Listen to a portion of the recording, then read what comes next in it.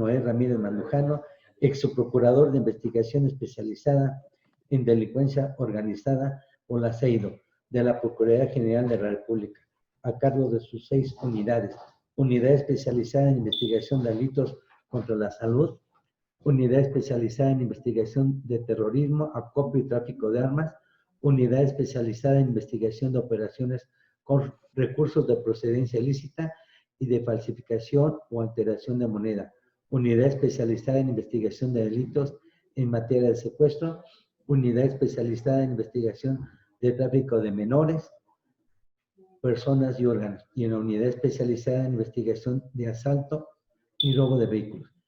Es director adjunto de la Asesoría Jurídica Federal de la Comisión Ejecutiva de Atención a Víctimas, CEAP. Es director. Es jefe de la Defensoría Oficio Naval de la Dirección General de Justicia Naval de la Secretaría de Marina Armada de México. Doctorando en Derecho Constitucional, máster en esta Universidad de Tepoztlán. Máster universitario en Derecho Constitucional y especialista en Derechos Humanos con la Universidad de Castilla-La Mancha, de España.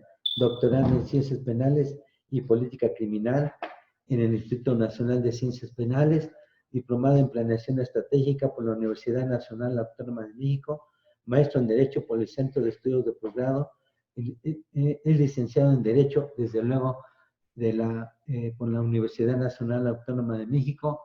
En ese tiempo éramos NEP Aragón, ahora FES Aragón. Catedrático en la UNAM FES Acatlán en las materias en la División de Ciencias Jurídicas, Derecho Procesal Penal, Práctica Forense Penal, Teoría de la Ley Penal y el Delito. En la División de Ciencias Socioeconómicas, Derecho Constitucional, Derecho Internacional Público, Derecho Internacional Privado, Teoría del Estado y del Gobierno. Catedrático en el Instituto Nacional de Ciencias Penales, INACIPE, en las materias en la especialidad de juicio oral y proceso penal acusatorio. Etapa de investigación, fases inicial y complementaria, medios de impugnación. En la maestría en juicio oral y proceso penal acusatorio, curso propedéutico, teoría del delito, fase inicial de la etapa de investigación, procedimientos penales distintos al ordinario, procedimiento para adolescentes en conflicto con la ley penal, procedimiento abreviado, reglas especiales para la delincuencia organizada, procedimiento para pueblos y comunidades indígenas, procedimiento para inimputables, procedimiento para personas jurídicas y procedimiento en delitos de acción penal por particular. Medios de impugnación. En la maestría en Ciencia Jurídico-Penal, Delincuencia Organizada, en la maestría de Procuración de Justicia en el Proceso Penal Acusatorio y Oral. Derecho Procesal Penal 3, ha participado en diversos foros como conferencista especializado en materia penal y de delincuencia organizada, además de haber escrito diversos artículos en materia penal. Pues muchas gracias, Noé Ramírez Mandujano. Si pues brevemente le abrimos el micrófono, por favor. Adelante, Noé. Muchas gracias, Enrique. Quiero agradecerte la gentileza de invitarme a esta 20ª jornada de actualización jurídica, la contrarreforma, en el cual me siento honrado de participar. Buenos días a todos y a todas y a todos los que nos acompañan. Elaboré una ponencia para este momento, así es que daré lectura porque hay algunos datos importantes que a veces no se pueden retener en la memoria. Pero podemos hacer una pequeña introducción en cuanto al origen del arraigo. El origen del arraigo ya es viejo, es de materia civil. En los 70s, en el Código de Procedimientos Penales del Distrito Federal se introdujo el arraigo, después con Sergio García Ramírez, que después fue duro crítico del arraigo que se planteó en la Ley Federal contra la Delincuencia Organizada en 1996, y finalmente la Constitución del arraigo. Primero, la declaración de inconstitucionalidad del arraigo previsto en el Código de Procedimientos Penales de Chihuahua, para finalmente constitucionalizar el arraigo. Bueno, comencemos. El 15 de enero del presente año amanecimos con la noticia de que ese día el Poder Ejecutivo a través del consejero jurídico Julio Scherer y Alejandro Hertz Manero, titular de la Fiscalía de la República, General de la República, presentarían un paquete de iniciativas para reformar el sistema de justicia penal. Un día antes se había filtrado el contenido de los proyectos, entre los cuales se incluía la modificación al párrafo octavo del artículo 16 de la Constitución Política de los Estados Unidos Mexicanos, que amplía la medida cautelar de arraigo a todos los delitos, eliminando la restricción a casos de delincuencia organizada y solo por un plazo de 40 días, sin posibilidad de renovarse. El párrafo propuesto establece: únicamente la autoridad judicial, por sí o a petición del Ministerio Público, podrá decretar el arraigo de una persona con las modalidades de lugar y tiempo que la ley señale, sin que pueda exceder de 40 días, siempre que sea necesario para el éxito de la investigación, la protección de personas o bienes jurídicos, o cuando exista riesgo fundado de que el inculpado se sustraiga a la acción de la justicia. De la escueta exposición de motivos, no se desprende justificación alguna de tal reforma. No obstante, las múltiples recomendaciones por parte de los organismos nacionales e internacionales para su eliminación definitiva de nuestra Constitución. Ante la avalancha de críticas que sobrevinieron a la iniciativa, la Fiscalía General de la República, mediante el comunicado de prensa FGR 017-20 del 22 de enero del 2020, se deslindó del contenido de las iniciativas filtradas antes de su presentación en el Senado en los términos siguientes. El pasado 15 de enero, el fiscal general de la República expuso ante la coordinación política del Senado y ante los medios nacionales las bases y los elementos fundamentales de un proyecto que habrá de someter a la consideración del H. Congreso de la Unión y del Ejecutivo Federal. En cuanto inicie el periodo legislativo correspondiente, la transcripción de dicha exposición se encuentra publicada en la página de la propia Fiscalía para cualquier consulta. Al mismo tiempo, en forma masiva, se distribuyó anónimamente un supuesto proyecto de la Fiscalía al respecto, el cual nunca ha sido ni suscrito ni presentado por la institución o por su titular. A partir de ese día, no ha habido ni un solo comentario en los medios sobre los temas que el fiscal Hertz hizo públicos, pero sí, en cambio, y como resultado de la filtración masiva, de lo que no dijo y de lo que no presentó. Diversas personas han descalificado temas específicos de ese proyecto anónimo. Sobre el particular, y para reiterar la postura de la Fiscalía, se informa que una vez que se haya iniciado el periodo legislativo, en febrero próximo, esta institución autónoma ratificará plenamente lo que ya informó públicamente al respecto y presentará ante los senadores y ante el Ejecutivo sus proyectos, solicitándoles que consideren abrir un debate público, democrático, transparente y participativo, con objeto de que el Senado, el Gobierno o ambos valoren presentar alguna iniciativa que sea útil para resolver la gravísima situación que existe en el país en materia de justicia y seguridad. Sin embargo, al día de hoy no tengo conocimiento que se hayan presentado esos proyectos ni en la fecha prometida ni con posterioridad a ella, lo que se corrobora con que el Senado de la República tampoco ha abierto un debate público al respecto. Cabría preguntarnos entonces si la Fiscalía General de la República no elaboró las iniciativas que se filtraron anónimamente, entre comillas. ¿Quién lo hizo? ¿Quién destinó su intelecto, tiempo, recursos en la elaboración de las mismas, con algunas reformas constitucionales y legales retrógradas, con el único fin de hacer quedar mal a su titular? ¿Por qué no se han presentado a los senadores esos proyectos? ¿Será acaso que la filtración la realizó la Fiscalía General de la República con la finalidad de someterlo al escrutinio público antes de presentarlo oficialmente y ante las reacciones de expertos decidió no hacerlo y desconocer su origen? Ante tales cuestionamientos no podemos ni debemos especular, mucho menos ante el silencio sepulcral tanto de la Fiscalía General como del Senado de la República.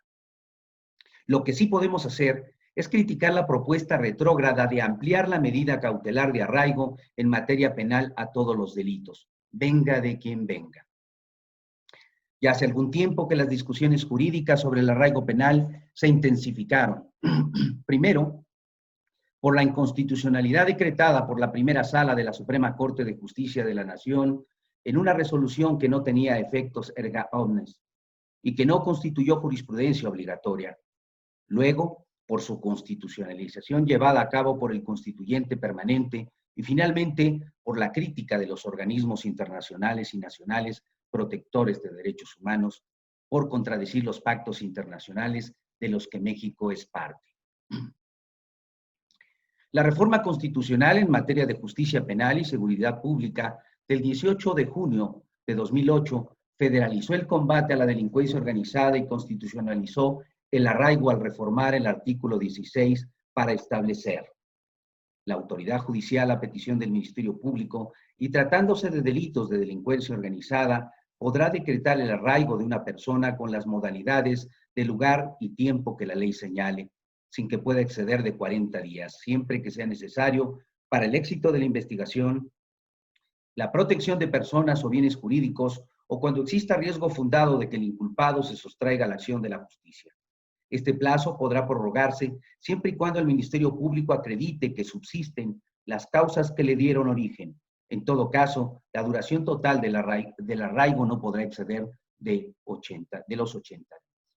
García Ramírez, uno de los más aguerridos críticos a las reformas en esta materia, nos dice que el cuestionamiento de esta discutible figura cautelar sería menor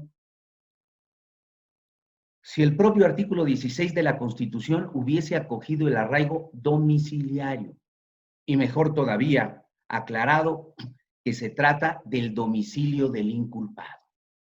Para un mejor entendimiento de lo afirmado por el reconocido académico, es preciso señalar que no obstante de haber calificado al arraigo previsto en la Ley Federal contra la Delincuencia Organizada como una de las figuras aberrantes aportadas por la Ley Federal de 1996, en un trabajo conjunto relativamente reciente, 2004, lejos de sugerir su eliminación, junto con Victoria Adato Green y Olga Islas de González Mariscal, en el artículo 37 de su Código de Procedimientos Penales Modelo, propusieron la regulación del arraigo en los siguientes términos. Artículo 137. Si el Ministerio Público estima necesario el arraigo del indiciado, lo solicitará al tribunal. Este resolverá lo que proceda previa audiencia del indiciado. El arraigo consistirá en la obligación impuesta al arraigado de permanecer en la jurisdicción del tribunal y no ausentarse de ella sin autorización judicial. Implica la vigilancia del arraigado por parte de la autoridad y se prolongará durante el tiempo estrictamente necesario para que se integre debidamente la averiguación, pero no podrá exceder de 45 días, prorrogables por un periodo igual a petición fundada y motivada del Ministerio Público. En ningún caso se aplicarán al arraigado medidas de privación de libertad en su propio domicilio o en otro lugar cualquiera, al margen de las disposiciones constitucionales sobre la privación de la libertad personal. El arraigado constituirá garantía patrimonial de sujetarse a las condiciones inherentes a esa medida. El juzgador fijará el monto de las garantías según las características del caso. La constitución de aquella será en lo conducente, conforme a las disposiciones de este código, sobre caución para el disfrute de la libertad provisional. Si el arraigado no constituye la garantía, el juzgador dispondrá que ésta se integre con afectación de bienes muebles o inmuebles que pertenezcan al indiciado o de una parte de las percepciones que ésta reciba por cualquier título. Lo anterior significa el reconocimiento por parte de los juristas citados de la necesidad de la medida cautelar de arraigo en la investigación de los delitos, ya sean del fuero común o federal, pues no hacen diferenciación alguna en su tratamiento, lo que nos lleva a afirmar que si para delitos de menor entidad se considera necesaria la medida cautelar, en casos de delincuencia organizada, con mucha mayor razón. En efecto, las investigaciones relacionadas con este tipo de criminalidad son complejas. En muchas ocasiones no bastan las 96 horas que la Constitución establece para la integración de la averiguación previa. La mayoría de los detenidos no tienen un domicilio donde convivan cotidianamente con su familia que se pueda señalar para cumplir el arraigo. Habitan temporalmente casas de seguridad. Cuando se les interroga sobre su domicilio personal, manifiestan no tenerlo o dan uno ficticio, de lo cual la autoridad se percata cuando pretenden catearlo. No me puedo imaginar a miembros de la delincuencia organizada que fueron detenidos con lanzacohetes, granadas de fragmentación, fusiles AK-47, chalecos antibalas, radios de comunicación, etcétera, a los que se solicite arraigar, siendo vigilados por el policía, custodiándolos a su domicilio o su trabajo. Pero, ¿cuál domicilio? ¿Cuál trabajo? Si de los elementos indiciarios relacionados con su detención no se desprende un modo honesto de vivir, ¿acaso es común que cualquier ciudadano se le detenga en esas circunstancias? Desde luego que no. También cabría preguntarse si las características del arraigo propuestas en este último artículo pudieran ser aplicables a la delincuencia organizada. Por ejemplo, García Ramírez se refiere a un arraigo por demarcación territorial, es decir, se ordena al arraigado que no salga de la jurisdicción del tribunal sin autorización, señalando además que en ningún caso se aplicarán al arraigado medidas de privación de libertad en su propio domicilio o en otro lugar cualquiera. Tal precepto resulta difícil de cumplir por parte de los miembros de la delincuencia organizada, puesto que ellos obtienen importantes beneficios, principalmente económicos, actuando de manera ilícita. Además, establece la vigilancia por parte de la autoridad por el tiempo que sea necesario para la integración de la averiguación previa. Ello significaría designarle a personal policial para que estuviera con él en cualquier parte a donde vaya, lo cual por tratarse de delincuencia organizada significaría un gran despliegue de personal policial, además de que se pondría innecesariamente en peligro sus vidas, pues en tales condiciones el riesgo de ser sorprendidos por algún grupo de sicarios se incrementaría a cada instante. También señala que el arraigo no podría exceder de 45 días prorrogables por hasta un periodo igual, siendo que, como hemos visto, en la reforma constitucional se estableció por un lapso no más de 40 días prorrogables sin que exceda de 80 días. Obviamente, esto se refiere a algo, a un proyecto de 2004, no estamos hablando de la actualidad. El Pleno de la Suprema Corte de Justicia de la Nación, al resolver la contradicción de tesis 293, sustentadas por el primer tribunal colegiado en materia administrativa y de trabajo del 11º Circuito y del 7º Tribunal Colegiado en materia civil del 1er Circuito, el 3 de septiembre de 2013 determinó que los derechos humanos contenidos en la Constitución y los tratados internacionales constituyen el parámetro de control de regularidad constitucional, pero cuando en la Constitución hay una restricción expresa al ejercicio de aquello se debe estar a lo que establece el texto constitucional. El ministro José Ramón Cosío Díaz votó en contra del criterio que finalmente se adoptó por la mayoría, argumentando que la posición mayoritaria genera una regla universal de interpretación por virtud de la cual el derecho convencional cede frente al derecho constitucional, desplazando la posibilidad de resolver los problemas caso por caso, aplicando efectivamente el principio pro persona.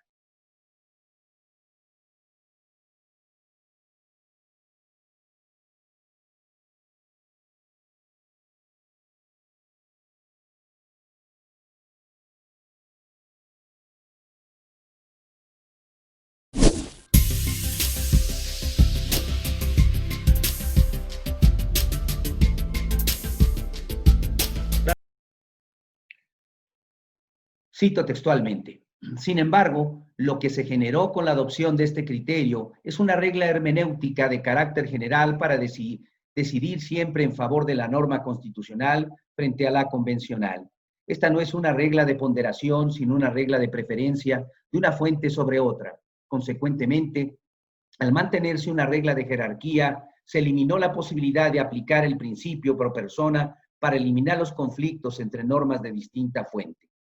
Lo dispuesto en ella, en la Constitución, nos conduce a maximizar la interpretación conjunta de los derechos humanos de fuente constitucional y convencional en aras de otorgarle la mayor protección posible a las personas. Desde el momento en que se dice que ello será así, salvo cuando existe una restricción constitucional expresa, se está desconociendo lo dispuesto en el propio texto constitucional en razón del desplazamiento que se hace de los derechos de fuente convencional frente a lo dispuesto, no como derecho, sino como restricción por la Constitución Nacional, utilizando así un criterio jerárquico. Por ello, el efecto de la resolución mayoritaria resulta contrario al principio de progresividad establecido en el párrafo tercero de la propia Constitución. Fin de la cita. Aun cuando el ministro Cosío compartió el criterio contenido en la segunda tesis emitida por el Pleno, precisó que existe contradicción entre ambas tesis, pues ya no es posible sostener que los criterios de la Corte Interamericana de Derechos Humanos resultan vinculantes para los jueces nacionales, sin reiterar la salvedad hecha en la primera de ellas. Es decir, cuando en la Constitución hay una restricción expresa al ejercicio de los derechos humanos contenidos en ella y en los tratados internacionales, se debe estar a lo que establece el texto constitucional. No obstante, lo que establezca la jurisprudencia emitida por la Corte Interamericana de Derechos Humanos, aunque sea más favorable para la persona.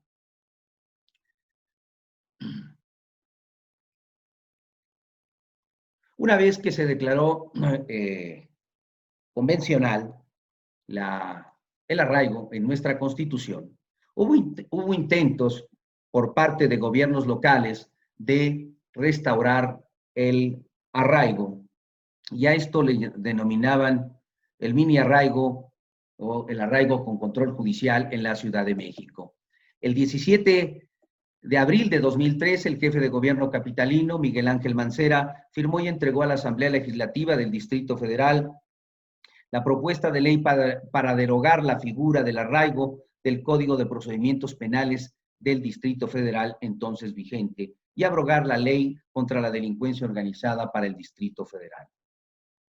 En el Salón Benito Juárez del antiguo Palacio del Ayuntamiento, Miguel Ángel Mancera presentó la iniciativa en la que propuso cambiar el arraigo por la detención con control judicial, en virtud de que la nueva figura cumplía con los parámetros internacionales relacionados con respecto a los derechos humanos y daría a los jueces la voz principal y el control en la toma de decisiones para emitir órdenes de detención.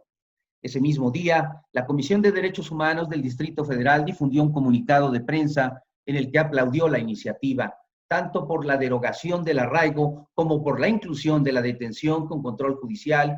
En cuanto a esta última, precisó: la detención con control judicial que propone la iniciativa presentada por el jefe de gobierno representa un avance en la vigencia de los derechos fundamentales, no solo por ser menos gravosa para las personas detenidas al simplificar el plazo a 5 días, sino porque será ordenada, supervisada y será implementada con control judicial, por lo que las personas estarán a disposición del juzgador, quien incluso podrá decidir que la persona detenida con control judicial permanezca en su domicilio o en un lugar distinto al de la detención ejecutada por el Ministerio Público. La Comisión de Derechos Humanos del Distrito Federal espera que la iniciativa presentada sea nutrida por parte de legisladores a través de las opiniones de expertos y en particular que la figura de detención con control judicial sea regulada de manera minuciosa, de tal forma que se evite en su aplicación la generación de violaciones a los derechos humanos. Particularmente, considera que al momento de su dictaminación es indispensable que los legisladores tengan en cuenta el nuevo marco constitucional inaugurado por el artículo 1, en particular el principio pro persona, así como la obligación de implementar el nuevo control de convencionalidad que deben aplicar todos los juzgados del país. Cabe señalar que el comunicado supracitado fue emitido cuando era titular de la comisión el doctor Luis González Plasencia, quien renunció el 30 de septiembre de 2013 a la candidatura para volver a reelegirse ante la falta de consensos entre los grupos parlamentarios de la Asamblea Legislativa. El 13 de septiembre se publicó en la Gaceta Oficial del Distrito Federal el decreto por el que se derogan, adicionan y reforman diversas disposiciones del Código. El artículo 270 bis, que preveía el arraigo, fue uno de los preceptos derogados del Código de Procedimientos Penales. Además, se adicionó un artículo, el 270 bis 1, y se reformó el párrafo 6º de la fracción 6ª. El artículo 270 bis establecía: procederá la detención con control judicial cuando el Ministerio Público acuda ante el juez y además acredite que no se garantice la comparecencia del indiciado en la averiguación previa o proceso penal o pueda evadir la acción de la justicia, que la conducta del indiciado entorpezca o impida el desarrollo de la investigación al destruir, modificar o ocultar o falsificar elementos de prueba, que la conducta del indiciado represente un riesgo para la integridad de las víctimas, los testigos o la comunidad, o que ejerza actos de intimidación o amenaza a los mismos, La petición deberá de realizarse por el Ministerio Público dentro de las 48 horas del periodo de detención en la averiguación previa del indiciado, siempre que justifique que existan datos que hagan posible el hecho ilícito y la probable responsabilidad de que se trate del delito calificado como grave. Asimismo, el juez penal deberá resolver en un plazo máximo de 40 horas, quien si lo considera procedente ordenará la detención hasta por un plazo de 5 días prorrogables por otros 5 días más, así como determinará el tiempo, modo y lugar en donde se llevará a cabo la detención con control judicial. Tomando en consideración el avance de la investigación que presenta el Ministerio Público, el juez resolverá escuchando previamente al detenido y a su abogado defensor sobre la subsistencia o levantamiento de la detención con control judicial. Esta audiencia se llevará a cabo el día 6, contados a partir del día en que se decretó dicha detención. Inconformes con las adiciones y reformas referidas, tanto la Comisión Nacional de Derechos Humanos como la Comisión de Derechos Humanos del Distrito Federal, modificando esta última su pronunciamiento preliminar en favor de la detención con control judicial, promovieron ante la Suprema Corte de Justicia de la Nación la correspondiente acción de inconstitucionalidad en la que solicitaron la invalidez de esos artículos emitidos y promulgados por la Asamblea Legislativa. Fue así que el 20 de abril de 2015, el Tribunal Pleno se resolvió procedente y fundada la acción de inconstitucionalidad y su acumulada, declarando la invalidez con efectos retroactivos de los artículos señalados.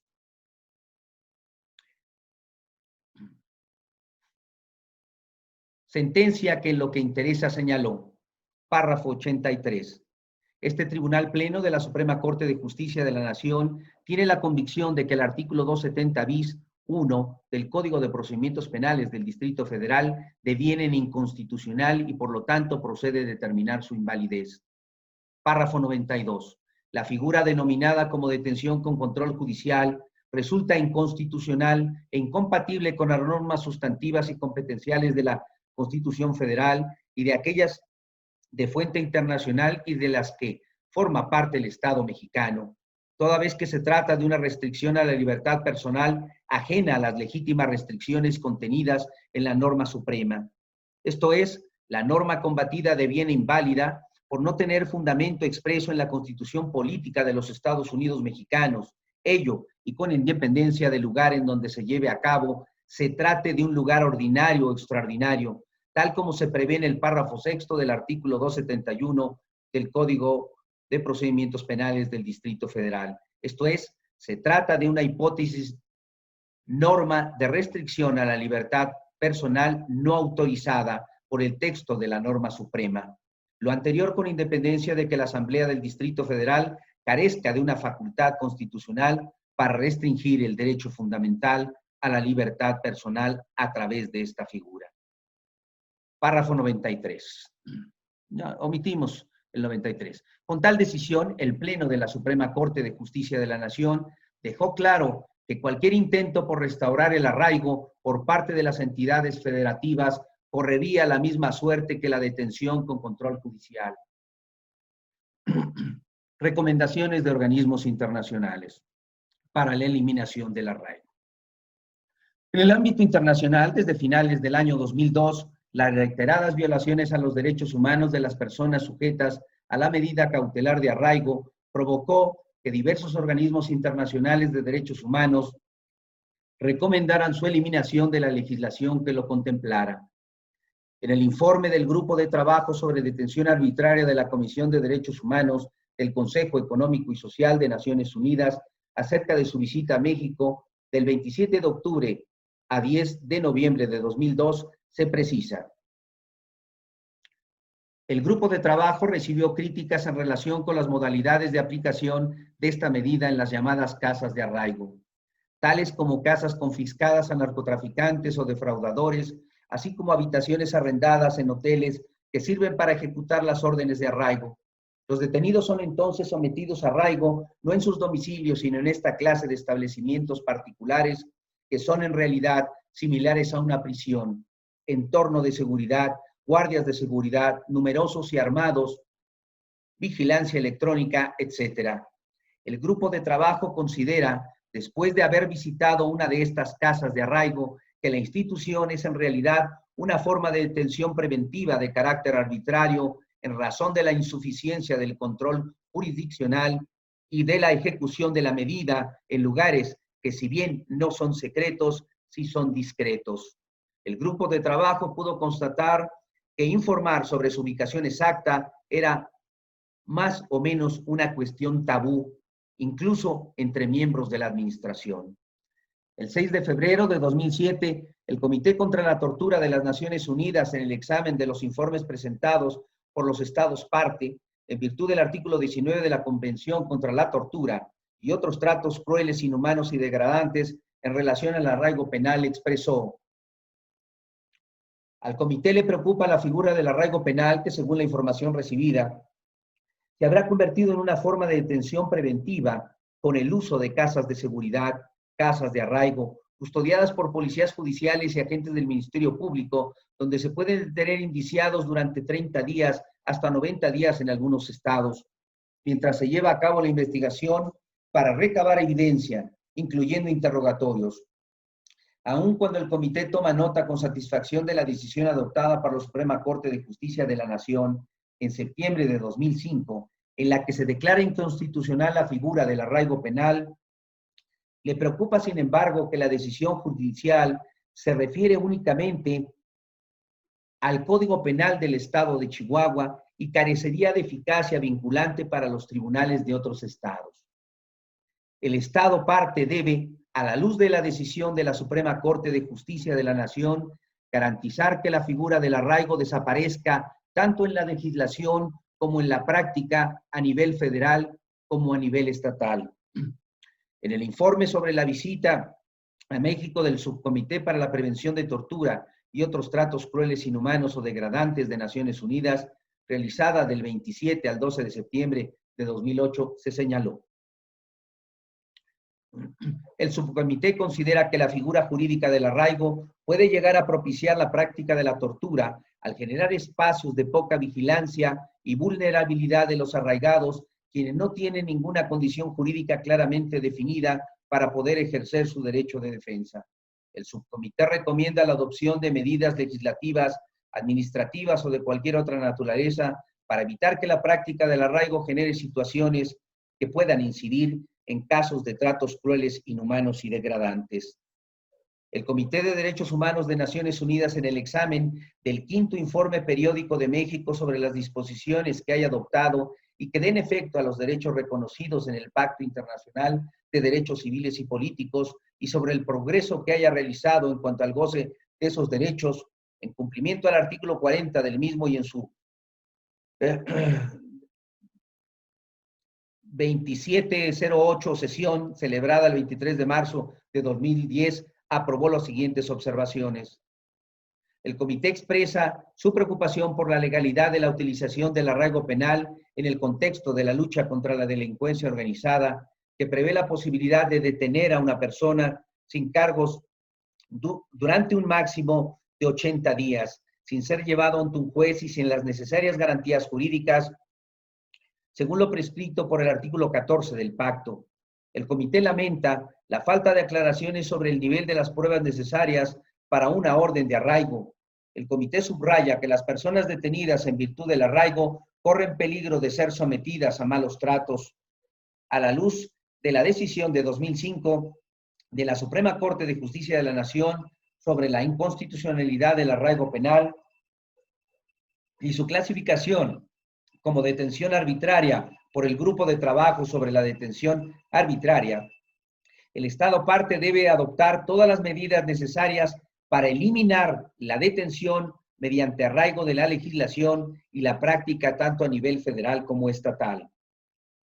En el informe de la Relatora Especial sobre Independencia de los Magistrados y Abogados, Misión México, del Consejo de Derechos Humanos de las Naciones Unidas, como resultado de su visita a nuestro país del 1 al 15 de octubre de 2010, confirmó que la figura del arraigo, el arraigo es una medida precautoria que tiene por objeto asegurar la disponibilidad de una persona que se sospecha pudo haber cometido un delito durante la fase de investigación.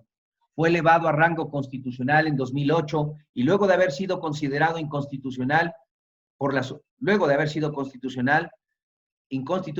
Suprema Corte de Justicia de la Nación en 2006. La decisión de elevar a rango constitucional la figura jurídica del arraigo habría estado vinculada a la necesidad gubernamental de contar con un instrumento acorde a la situación de excepcional violencia causada por el crimen organizado. Sin embargo, la justificación más frecuente de la existencia del arraigo es que sirve esencialmente en casos de flagrancia, cuando se presume que la persona podría estar vinculada con algún otro delito dentro del contexto del crimen organizado, pero todavía no se cuenta con elementos suficientes para probarlo. En estos casos, por regla general, los agentes del Ministerio Público, en vez de pedir que las personas sean perseguidas por el delito en flagrancia, prefieren pedir que esas sean arraigadas, aunque no subsistan elementos suficientes para acusarlas de ningún otro delito más grave. Esta situación depende también del hecho que los agentes del Ministerio Público suelen preferir que las personas queden a su disposición para interrogarlas y obtener mayor información en lugar de que sean puestas a disposición de un juez. Estos elementos no hacen más que confirmar el carácter arbitrario del arraigo y su incompatibilidad con el principio de presunción de inocencia y con el derecho a la libertad personal. Los casos de arraigo fueron considerados como de detenciones arbitrarias por el Grupo de Trabajo sobre Detenciones Arbitrarias luego de su visita a México. Además, esta figura es intrínsecamente contraria al modelo oral acusatorio que México ha aprobado para su sistema procesal penal. La figura del arraigo permite la detención para investigar cuando lo apropiado y correcto es investigar rápida y eficazmente para proceder a detener. El arraigo es resultado del mal funcionamiento del sistema de investigación y procuración de justicia, pues coloca los incentivos en una dirección contraria al fortalecimiento de la capacidad investigativa de la autoridad. Además, que puede propiciar otras violaciones a los derechos humanos. Por ello, la relatora especial considera que la figura jurídica del arraigo debería desaparecer del sistema de justicia penal en México. El arraigo es una figura jurídica arbitraria e incompatible con el principio de presunción de inocencia y con el derecho a la libertad personal. Además, esta figura es intrínsecamente contraria al modelo oral acusatorio que México ha adoptado en sustitución del sistema inquisitivo o mixto. Recomendaciones.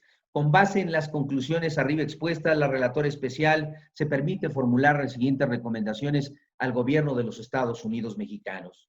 El arraigo debería desaparecer del sistema de justicia penal en México. También, por invitación del gobierno de México, el Grupo de Trabajo sobre Desapariciones Forzadas o Involuntarias visitó el país del 18 al 31 de marzo de 2011. El objetivo de la visita consistió en conocer los esfuerzos de México en el tratamiento de las desapariciones forzadas, examinar el estado de las investigaciones, las medidas adoptadas para prevenirlas, erradicarlas y combatir su impunidad, así como temas relativos a la verdad, la justicia, la reparación. En relación al arraigo, observó y recomendó apartados de la reforma constitucional de 2008, destinada, entre otros, a combatir el crimen organizado, socavan la protección en contra de las desapariciones forzadas.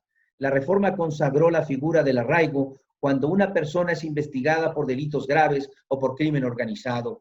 Una persona puede ser detenida bajo arraigo por 40 días en casas de seguridad, periodo en que puede ser extendido hasta 80 días como máximo sin cargos y con un contacto muy limitado con abogados y familiares. Su paradero es frecuentemente desconocido. El grupo de trabajo recibió información de casos en los que una persona que era objeto de una desaparición transitoria después era presentada a las autoridades locales o federales y puesta bajo arraigo.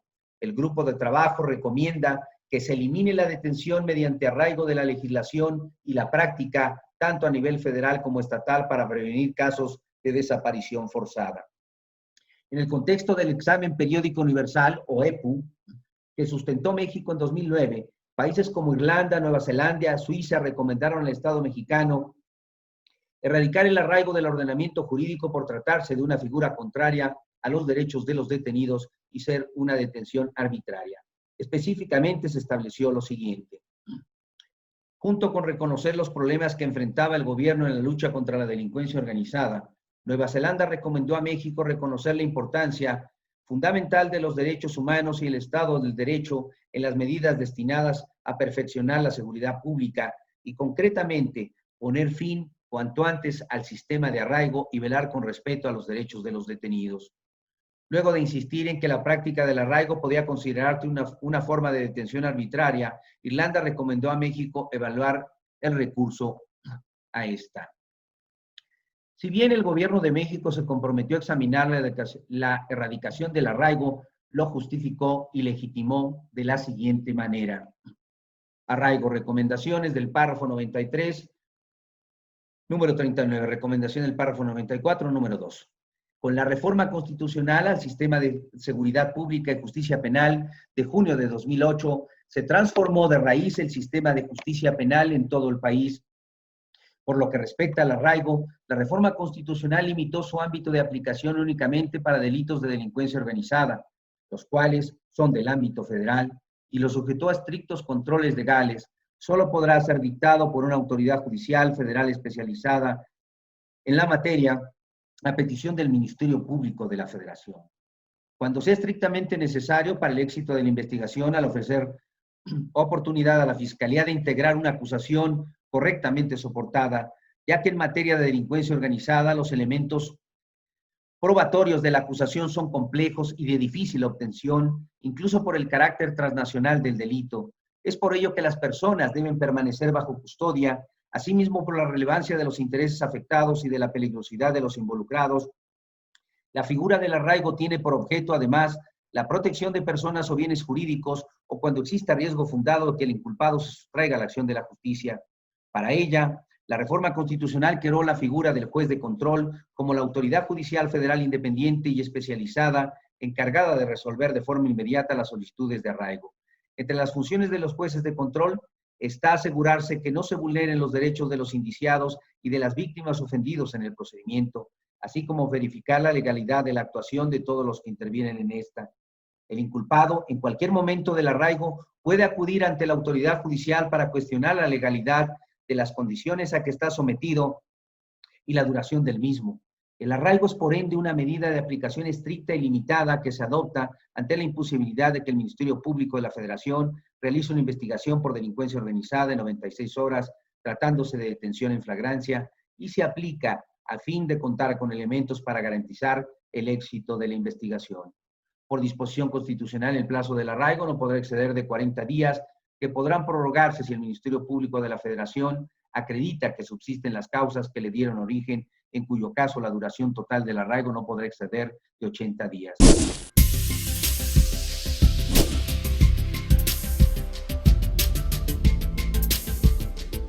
Bueno, pues muy bueno. A la luz de las recientes reformas, el arraigo se constituye como una medida cautelar que cumple con los estándares establecidos en el Pacto Internacional de Derechos Civiles y Políticos, así como los principios para la protección de todas las personas sometidas a cualquier forma de detención o prisión. El arraigo es dictado por autoridad judicial especializada, juez de control. Asimismo, las personas bajo arraigo gozan de los derechos del debido proceso, al igual que quienes están sujetos a cualquier otra forma de detención. En aplicación del arraigo se prohíbe toda incomunicación, intimidación o tortura. Debe informarse que los hechos que se atribuyen a los derechos que asisten y debe garantizarse pleno acceso a un abogado a fin de asegurar una defensa adecuada, entre otras garantías que establece el artículo 20 constitucional. El juicio de amparo procede en contra de la resolución del juez de control, así como para garantizar la protección de estos derechos, además de las personas bajo arraigo gozan de atención y control médico. Bueno, en 2013, en el segundo examen periódico universal de México, también hubo recomendaciones de otros países como Francia, Alemania, Austria y Bélgica a fin de abolir el arraigo. En el informe del grupo de trabajo sobre el examen periódico universal se reitera esa petición y finalmente en el tercer ciclo de examen periódico universal, la situación de los derechos humanos en México, el Consejo recibió los resultados del mecanismo de examen periódico universal de 16 países en el que en el informe que rindió México se señaló: el Programa Nacional de Derechos Humanos incluye líneas de acción para atender las recomendaciones del segundo examen ante el mecanismo y de organismos nacionales e internacionales en materia de tortura, feminicidio, desaparición forzada, arraigo y detención arbitraria.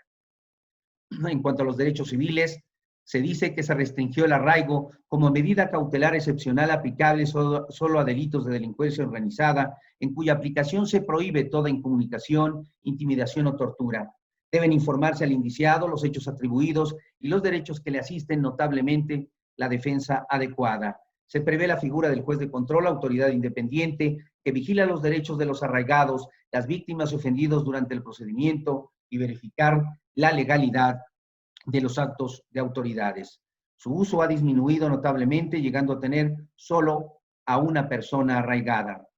En el Centro Federal de Arraigo se instaló la Unidad de Protección de Derechos Humanos de las personas sujetas a arraigo, que además asesora a los familiares sobre derechos humanos y las investigaciones. En este marco, el 14 de marzo, México aceptó 262 recomendaciones de las 264 que recibió durante su evaluación realizada el pasado 7 de noviembre de 2018. En relación al arraigo, Pakistán recomendó derogar las disposiciones de la Constitución y las leyes que prevean la detención en régimen de arraigo e investigar y enjuiciar las denuncias de violaciones de derechos humanos cometidas en el marco de esas leyes. Por otro lado, mediante comunicado de prensa el 27 de abril de 2018, la Oficina del Alto Comisionado de las Naciones Unidas para los Derechos Humanos saludó la aprobación un día antes en la Cámara de Diputados del proyecto de reforma constitucional para eliminar el arraigo. Cito el texto del comunicado. Jan Harab, representante en México de la ONU, aseveró que el arraigo infringe normas de tratados internacionales ratificados por el Estado mexicano y su eliminación ha sido recomendada reiteradamente por diversos mecanismos y organismos internacionales de derechos humanos, tanto de las Naciones Unidas como del sistema interamericano. La aprobación por unanimidad de la iniciativa de reforma constitucional en la Cámara de Diputados muestra el gran consenso existente para la eliminación de esta figura. En los últimos años, el uso del arraigo por parte de las autoridades mexicanas se ha reducido significativamente, tanto así que el Subcomité de la Prevención de la Tortura, en su reciente informe tras su visita a México, señaló que observa con beneplácito que al momento de su visita no había personas privadas de la libertad en virtud de la figura de arraigo.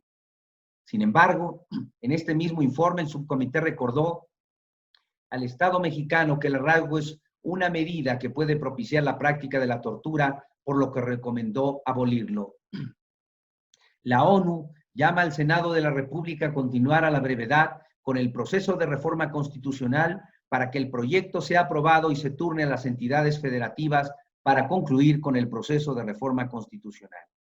En efecto, el 26 de abril de 2018, la Comisión de Puntos Constitucionales sometió a la consideración del Pleno de la Cámara de Diputados el dictamen en sentido positivo sobre la iniciativa con proyecto de decreto por el que se deroga el párrafo octavo del artículo 16 de la Constitución Política de los Estados Unidos Mexicanos en materia de arraigo, el cual fue aprobado por la Cámara de Diputados con 327 votos en favor del dictamen, por lo que la mesa directiva dispuso que se turnara a la Cámara de Senadores para sus efectos constitucionales. En sesión ordinaria del 30 de abril de 2018, se recibió de la Cámara de Diputados. En esa misma fecha, el presidente de la mesa turnó la minuta a la Comisión de Puntos Constitucionales de Justicia y Estudios Legislativos Segunda, la cual se sumaron 3 iniciativas de igual número de senadores para su análisis y elaboración del dictamen correspondiente. En la elaboración del dictamen se consideraron iniciativas coincidentes presentadas por diversos senadores. En el dictamen emitido por las Comisiones Unidas se señaló, de acuerdo con la doctrina internacional, la figura del arraigo infringe normas de tratados internacionales ratificadas por el Estado mexicano. Su eliminación ha sido recomendada reiteradamente por diversos mecanismos y organismos internacionales de derechos humanos, tanto de las Naciones Unidas como del sistema interamericano. Buscando la armonización del sistema penal mexicano con las normas internacionales en materia de derechos humanos, estas comisiones dictaminadoras coincidimos con colegisladora en la eliminación del párrafo octavo del artículo 16 constitucional con la finalidad de suprimir del texto constitucional la figura de arraigo. En la sesión de trabajo en la que las Comisiones Unidas avanzó por unanimidad la minuta respectiva, participó el representante del Alto Comisionado de las Naciones Unidas para los Derechos Humanos, Jan Jarab, quien saludó la aprobación de la figura. Sin embargo, se frenó la aprobación de la reforma constitucional que elimina la figura de arraigo, cuyo dictamen estaba en primera lectura, fue retirado a pesar de que la sede del Comité de Derechos Humanos de Naciones Unidas en Ginebra, el gobierno mexicano sostuvo que esa iniciativa estaba a punto de aprobarse. El coordinador del PRI, Miguel Ángel Osorio Chong, dijo que debido a que no hay consenso, ya que algunas fuerzas políticas se mantienen en eliminar el arraigo y otras en conservarlo, bajo ciertas reglas, en la Junta de Coordinación Política se decidió bajar el dictamen. Al inicio de la sesión, el senador sin partido, Emilio Álvarez y Casa, resaltó que el Senado está en falta ante la comunidad internacional, ya que la subsecretaria de Derechos Humanos y Asuntos Multilaterales de Relaciones Exteriores, Marta Delgado, expuso en Ginebra que el Congreso mexicano está ya por eliminar la figura del arraigo, lo que hizo a nombre del gobierno mexicano. Agregó, pero lamentablemente el tema será retirado de la agenda del orden del día de la sesión del Senado después de 3 sesiones esperando la segunda lectura.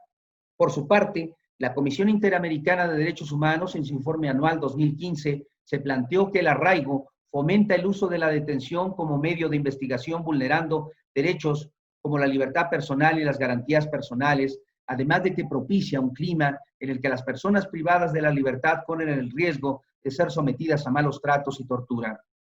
Asimismo, en el informe anual 2019, al dar seguimiento a las recomendaciones emitidas en el informe de 2015, se precisó, en cuanto a la recomendación de eliminar el arraigo y la flagrancia equiparada, la Comisión Interamericana de Derechos Humanos ya dio cuenta de que respecto de la figura del arraigo, el Estado dio cuenta de la existencia de 2 proyectos de ley presentados el 26 de junio de 2019,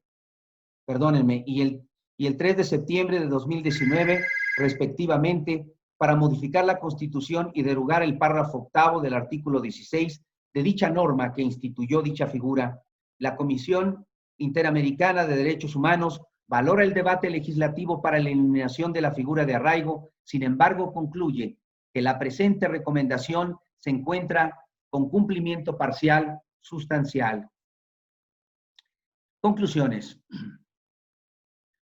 La Comisión reitera al Estado mexicano las recomendaciones emitidas en su informe de país de 2015. Si bien se han registrado avances significativos en el cumplimiento de las recomendaciones, persisten serios desafíos en materia de protección de la población vulnerables, seguridad e impunidad.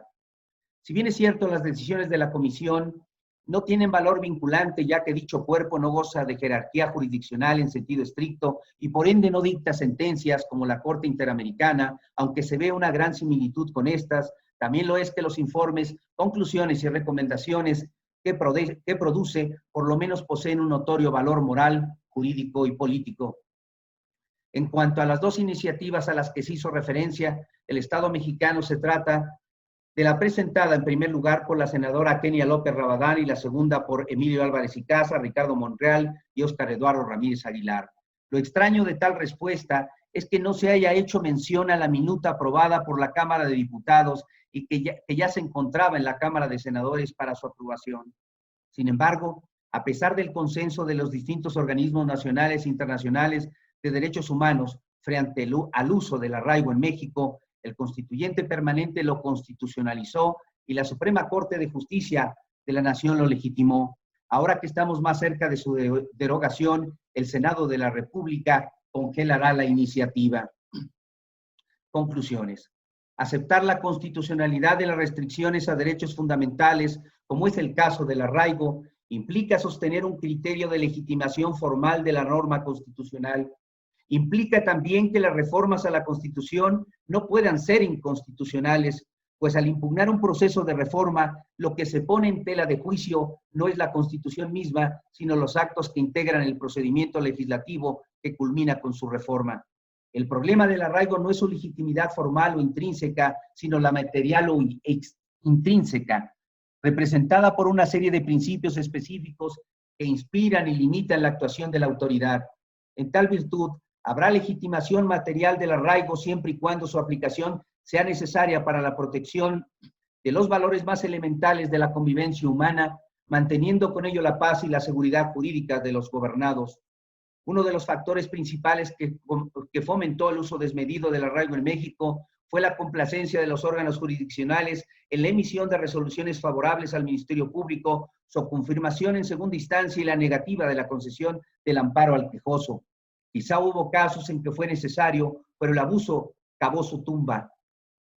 Aun cuando el combate a la delincuencia organizada, nuestra ley fundamental disponga un régimen especial, considero que la publicación del Código Nacional de Procedimientos Penales constituyó la muerte anunciada del arraigo, no por las presiones de los organismos internacionales en materia de derechos humanos, a los cuales se resisten nuestros políticos, sino porque al preverse constitucionalmente para este tipo de delitos, la prisión preventiva oficiosa no habrá necesidad de arraigar mientras se investiga.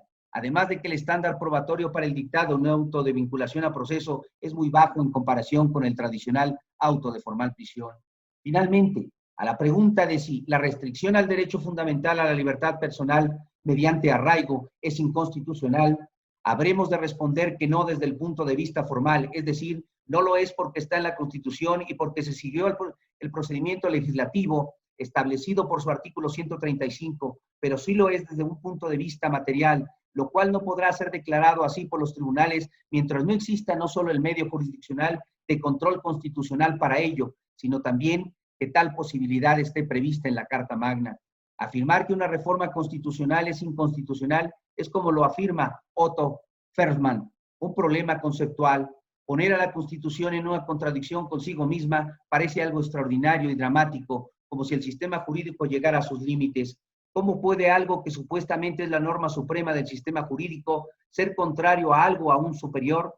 La misma expresión reformas constitucionales inconstitucionales parece una contradicción en sí misma, es decir, parece una expresión anodina con efectos mayormente retóricos y emotivos, o bien la Constitución no ha sido de hecho la norma suprema en la jerarquía y por tanto no era realmente la Constitución, y por eso mismo estamos ante una situación distinta, o bien sí que era verdaderamente la Constitución y por tanto el elemento supremo del sistema, y en consecuencia no podría violar otra norma porque antes, al contrario, es ella quien ha establecido los criterios a los que deben someterse las demás normas. Si bien es cierto, las restricciones a los derechos fundamentales son permitidas por los ordenamientos internacionales de derechos humanos, no por ello la restricción constitucional al derecho fundamental a la libertad personal mediante el arraigo deja de ser inconvencional. Es entonces, ¿qué ocurre cuando las reformas o adiciones introducen un nuevo elemento esencial a la Constitución que reemplaza al originalmente adoptado por el constituyente originario, siendo opuesto o integralmente diferente al punto que resulta incompatible? Absolutamente nada. Pero ¿qué medida de defensa tiene en México el gobernado contra una reforma constitucional de esas características? Ninguna. Pues una vez que se constitucionaliza, no hay medios jurisdiccionales de control constitucional que procedan para impugnarlas. Será el propio constituyente derivado quien tendrá las facultades constitucionales para hacerlo, normalmente por las presiones de organismos internacionales, como en el caso del arraigo y la definición de delincuencia organizada, con base en los tratados de los que México es parte, lo cual ocurre normalmente en otras legislaturas diferentes a las que realizan las reformas. La reforma constitucional en materia de justicia penal y seguridad pública del 18 de junio relacionada con el tratamiento de la delincuencia organizada, mediante la cual se introdujo, entre otros instrumentos jurídicos para su combate, la medida cautelar de carácter personal denominada arraigo, ¿es una reforma de ese tipo? Desde luego que sí. Ni los legisladores que integran el poder constituyente originario, ni los que conformaron el poder constituyente permanente, que discutió y aprobó esa reforma, fueron o son seres omniscientes. Lo que hoy es aprobado por el poder reformador, mañana podrá ser modificado radicalmente por las nuevas legislaturas. Las reformas constitucionales y sus contrarreformas no son nuevas en México, como lo hemos mencionado. No obstante lo anterior, es imposible admitir que el poder de reforma de la Constitución esté está limitado y se corresponde con el principio jurídico de supremacía constitucional y con el principio político de soberanía popular. En tal sentido, la supremacía constitucional impone el reconocimiento de unos límites implícitos formales que se centran básicamente en las propias normas reguladoras del procedimiento de reforma. Por su parte, el principio político de soberanía popular condiciona la obligada aparición de unos límites implícitos materiales cuya fragmentación y desarrollo han de ser deducidos desde la lógica de la legitimidad como correlato necesario de los valores materiales en los que se basa la idea del Estado constitucional. Y aquí le dejo porque creo que ya me excedí, ya nada más me faltaba un poquito, un párrafo. Sí, déjeme. Sin embargo, el problema del arraigo no es su legitimidad formal o extrínseca, sino la material o intrínseca, representada por una serie de principios específicos que le inspiran, limitan su actuación. Ante tal situación, solo queda esperar a que sea el propio poder reformador el que expulse definitivamente al arraigo de la Constitución. Concluyo con el párrafo del ingenioso hidalgo Don Quijote de la Mancha de Miguel de Cervantes Saavedra. La libertad, Sancho, es uno de los más preciosos dones que a los hombres dieron los cielos. Con ella no pueden igualarse los tesoros que encierra la tierra ni el mar encubre. Por la libertad, así como por la honra, se puede y debe aventurar la vida, y por el contrario, el cautiverio es el mayor mal que puede venir a los hombres. Muchas gracias. Noé, muchas gracias. Te lo agradecemos mucho y excelente exposición, como siempre, Noé. Y acuérdate que si me haces el favor de mandarme esto para la revista, igualmente que al otro expositor se va a presentar este trabajo ante la Cámara de Senadores.